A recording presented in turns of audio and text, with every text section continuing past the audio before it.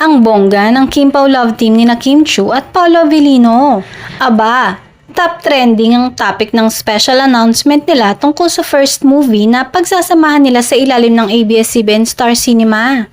Ang My Love Will Make You Disappear na isang romantic comedy.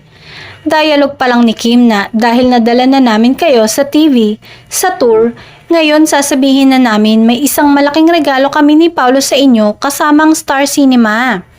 Ang My Love Will Make You Disappear sa It's Showtime noong Lunes ay sobrang madami ang kinilig. Wild and fun nga daw ang mararamdaman dahil sa magic of love ng Kim Pao sa pelikulang ito. Singa ng direktor nilang si Chad Vidanes. Pre-pandemic pa ata yung huli tayong nagkaroon ng True Blue rom-com from Star Cinema. Kaya ngayong taon, magiging part tayo. Nakaka-excite dahil sa inyo.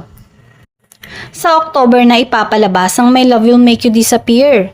Nangangahulugan ba na before ng showing ng pelikula nila ay aamin na ang Kim Pao sa chikang magjowa na sila? After nga ng pag-amin ni na Jericho at naling sa aktor na si Janine Gutierrez sa tunay nilang estado, ay it's time naman umano na umamin na rin ang Kim Pao. Say ng ilan ay talagang pinauna lang ni Paolo si Janine na umamin na may iba at tuluyan nang nakamove on.